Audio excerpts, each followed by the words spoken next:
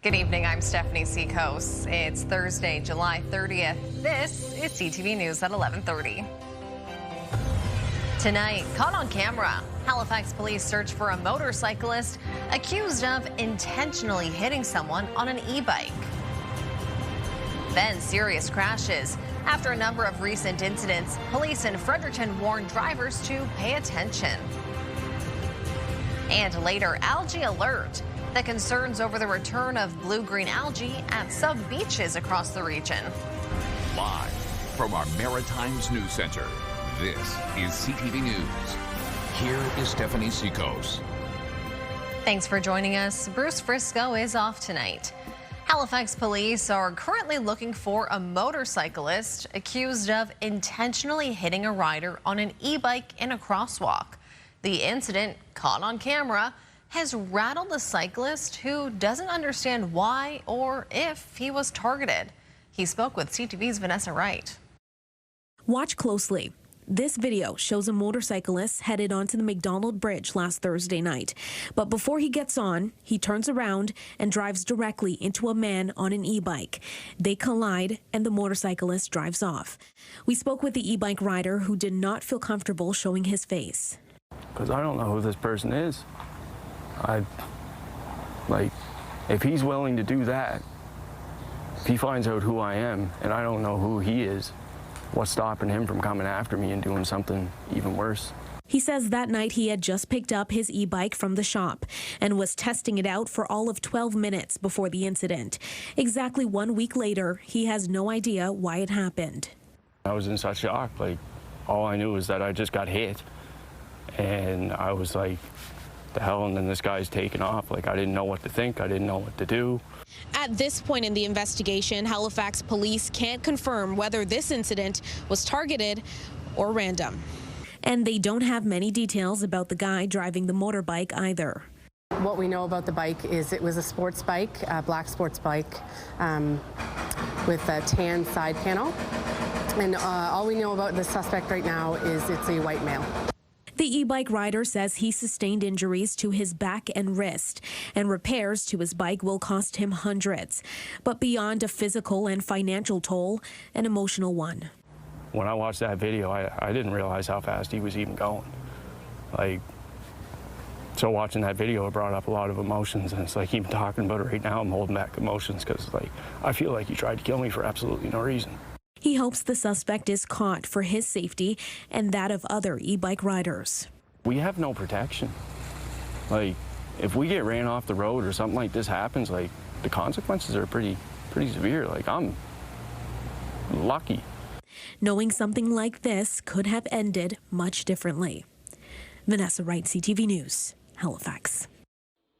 Get the Maritime's top stories, breaking news alerts, and watch live. Download the CTV News app. A man is dead after a pickup and motorcycle collided in the Annapolis Valley. The crash happened last evening on Highway 12 south of Kentville. RCMP say a Chevrolet Silverado truck and a motorcycle collided. The biker, a 19-year-old man from nearby Forest Home, died at the scene. The driver of the truck, a 47-year-old Ontario man, was hurt and taken to hospital. Police continue to look into what caused the crash. Meanwhile, after a number of serious crashes in and around Fredericton, the RCMP is urging drivers to pay attention to the road this long weekend. CTV's Anna Mandon looks at recent incidents and speaks with experts about the issue.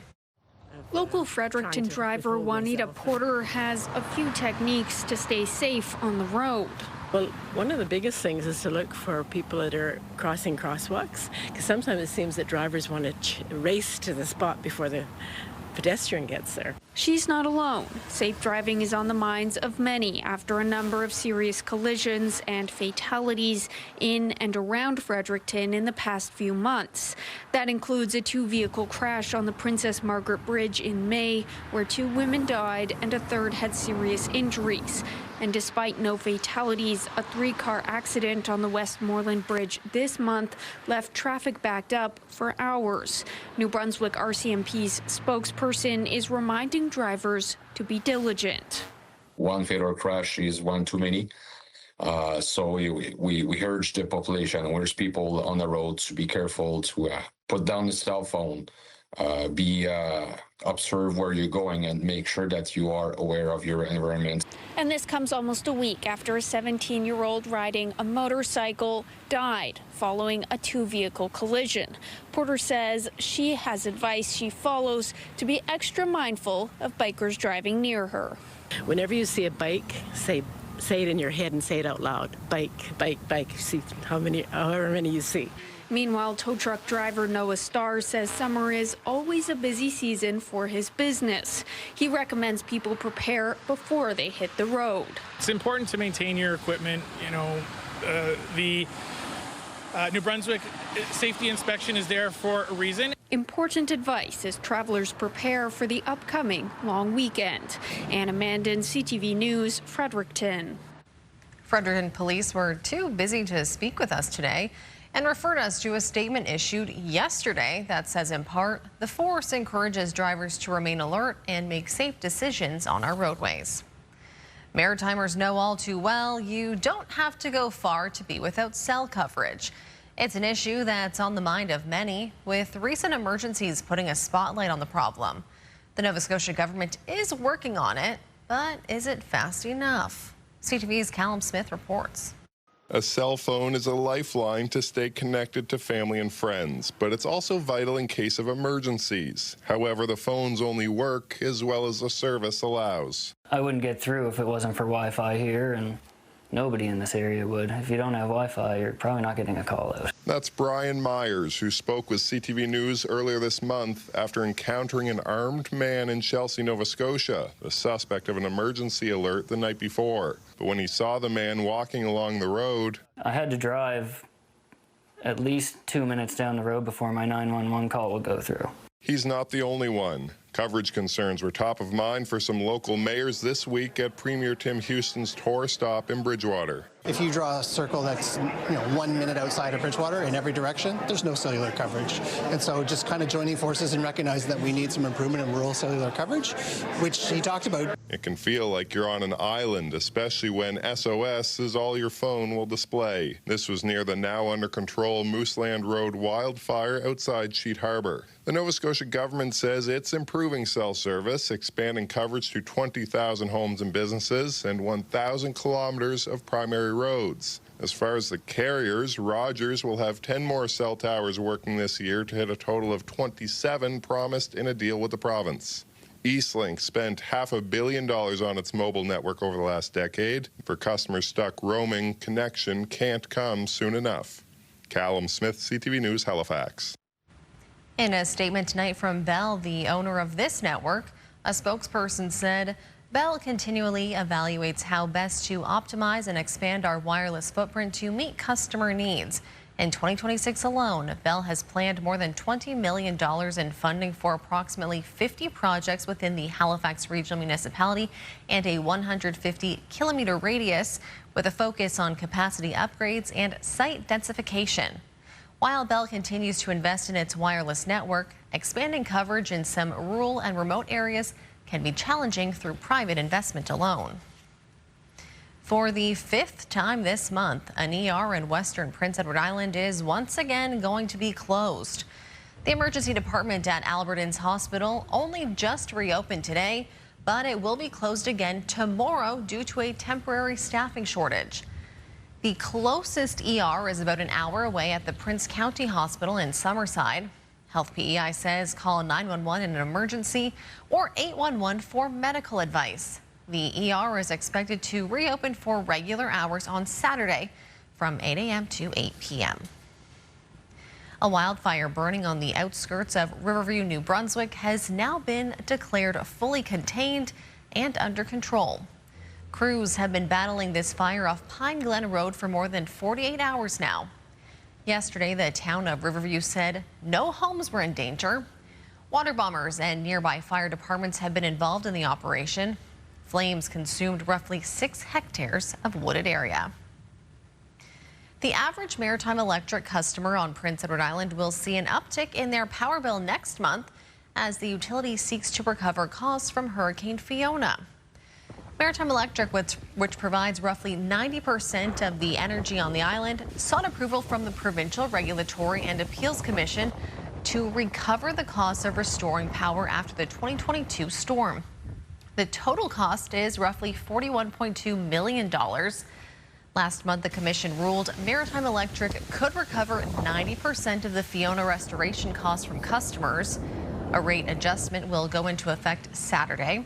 The commission says the average residential customer will see a 3.1% cost increase per year until the Fiona expenses are fully recovered. Time now for a break. Still to come tonight, Kaylin Mitchell will have your full maritime weather forecast. But next, dispatch dispute. It's a job that takes an emotional toll. It takes a physical toll. Ambulance dispatchers in Nova Scotia remain on the picket line, striking over pay and staffing levels. We'll have the latest on that situation after the break. Mornings with Aaron and Peter. 10 questions, 60 seconds. If you know all the answers, you're winning $1,000. We play $1,000 Minute every weekday at 7 a.m.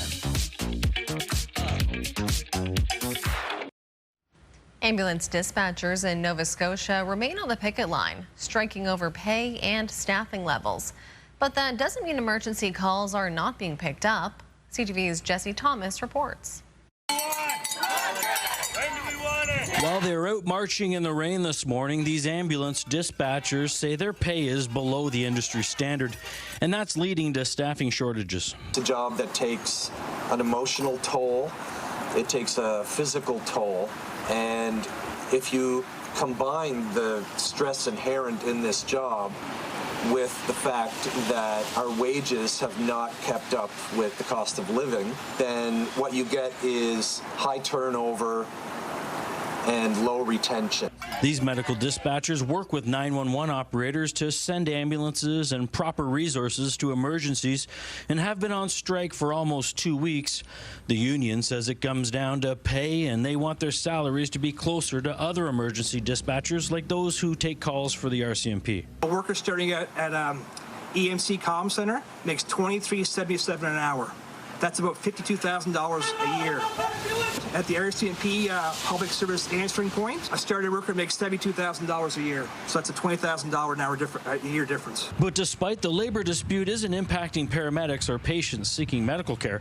I spoke with a paramedic who says it's business as usual on the ground and that the dispatch strike didn't interfere with their duties, as there's a contingency plan in place, as this is an essential service, meaning management and supervisors fill in as dispatchers to assist with directing calls and traffic, while the dispatchers themselves on strike still work on a rotating basis. The employer, Emergency Medical Care Incorporated, declined an interview request with CTV News, but in a statement said all EHS essential service delivery and operational requirements will be maintained throughout the labor disruption. Focus continues to be on delivering safe, high-quality care. The union says it wants to return to the bargaining table. The employer says they hope for a fair agreement fast. Jesse Thomas, CTV News, Halifax. We have an update to a story we brought you earlier this week. People in a rural area of southern New Brunswick fear an aging bridge is compromising their safety. But as CTV's Derek Haggett tells us, a solution is now being promised. Trucks from the Sackville Fire Department can't travel over the Peck's Cove Bridge because the aging structure's weight restriction has been reduced. The bridge is the only way in and out of the tiny community of Rockport, leaving about a dozen homes without emergency services. Today, the mayor received confirmation from the province a solution is on the way. They are going to put in a detour bridge, and it's going to be put in before 2026 is over. So this is in the process. The province says the modular bridge will have a capacity of 43 tons and will be able to accommodate emergency vehicles.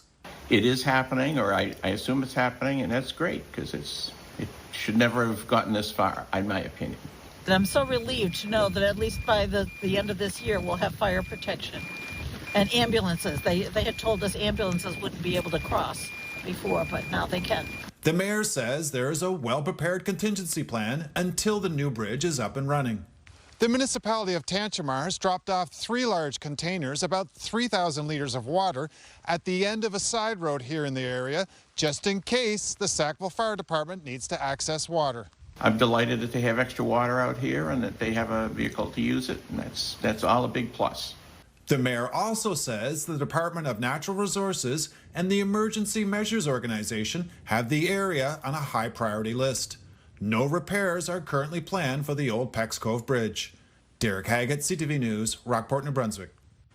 Time for a quick break. When we return, we'll have your complete maritime weather forecast.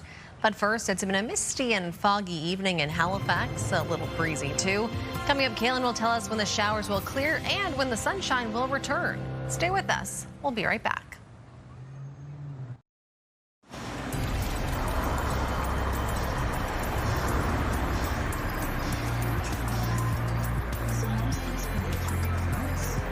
Welcome back. Meteorologist Kaylin Mitchell joins us now with your maritime weather forecast, and we've still been dealing with a bit of a damp evening out there.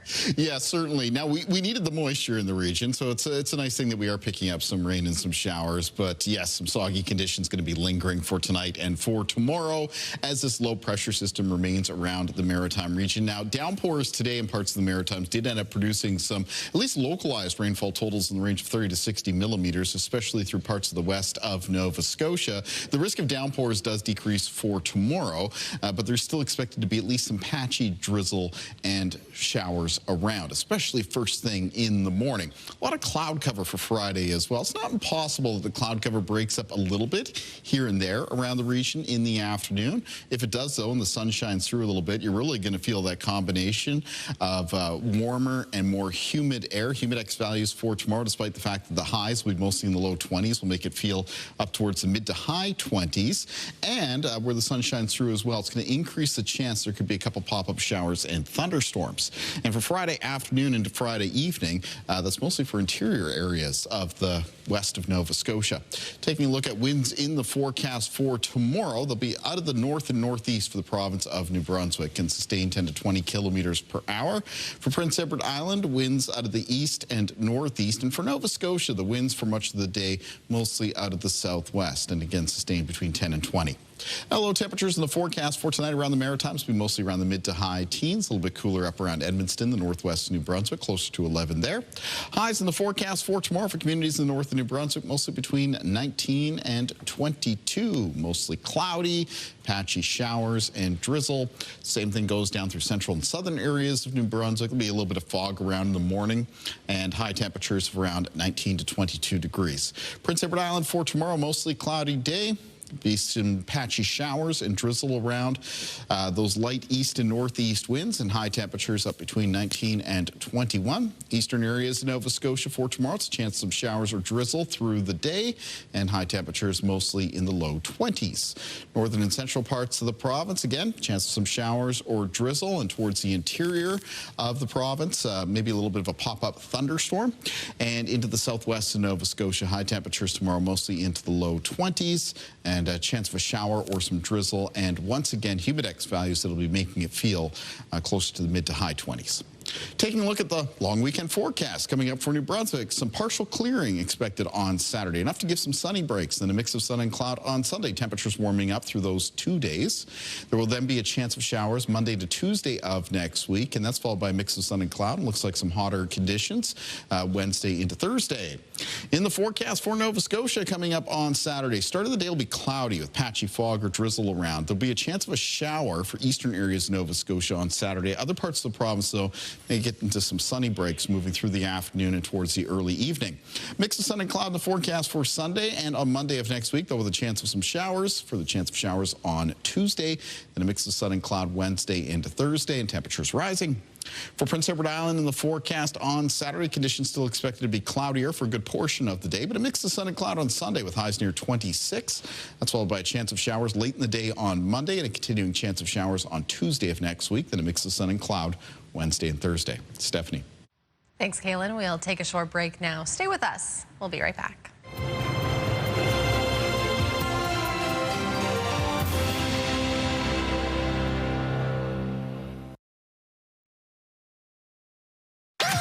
The #1 morning show in Halifax. Turk Megan and Amateur Alex, and home to the biggest artists. Halifax's #1 hit music station, 101.3 Virgin Radio. Welcome back. This time of year, it's not uncommon to hear about beach closures due to blue-green algae. The sinister bacteria can be harmful to humans and especially pets. CTV's Emma Convey has this story.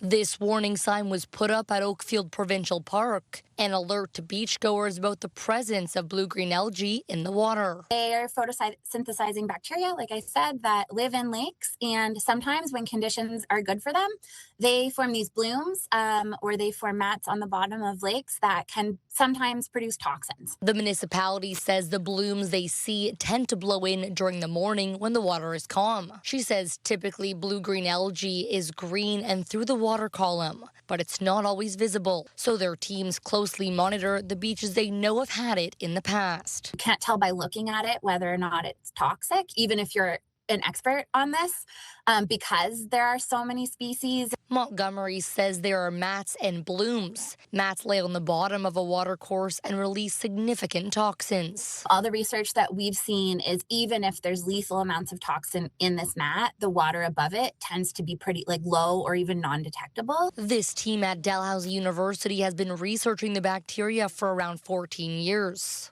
This professor says it's become more common in Nova Scotia and New Brunswick lakes. So the pigment have to be firstly analyzed in the lab. And the second direction of research now I'm trying to do with the monitoring is using the drone.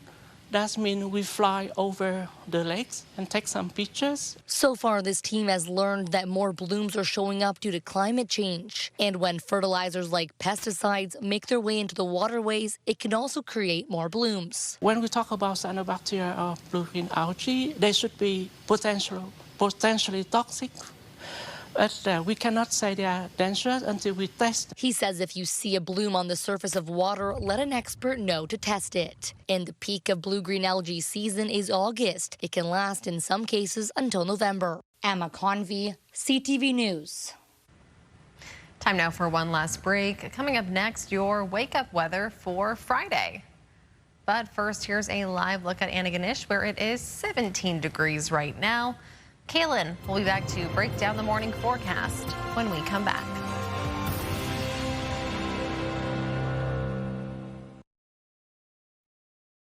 Let's see how your Friday is shaping up. Kaylin is back now with your wake-up weather and still some showers around the region. It's a little bit dreary to begin the day on Friday around the Maritime. So it'll be cloudy. There'll be some patchy showers, drizzle, and fog. Morning temperatures mostly around the mid to high teens.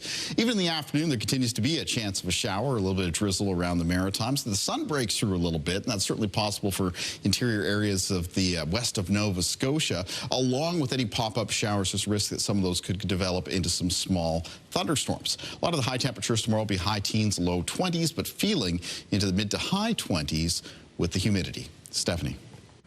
Thanks, Kaylin. Finally for us tonight, Nova Scotia's Sarah Mitten is celebrating another golden moment. Mitten defended her Commonwealth Games women's shot put title with a winning throw of 19.88 meters. The 30-year-old from Brooklyn, Nova Scotia, claimed Canada's 14th gold medal at the Games in Scotland. She told Athletics Canada that being able to stand on the podium and be a two-time Commonwealth Games champion is very special for her. Mitten, who also represented Canada at the past two Summer Olympics, is also a two-time World Indoor Champion and the 2023 World Silver Medalist. Competitions continue through Sunday. And that will do it for us tonight. A reminder, if you joined us late or would like another look at any of our stories, you can always visit our website, ctvnewsatlantic.ca. It's your home for news. From all of us here tonight, thanks for watching. Have a great night, and we'll see you back here tomorrow.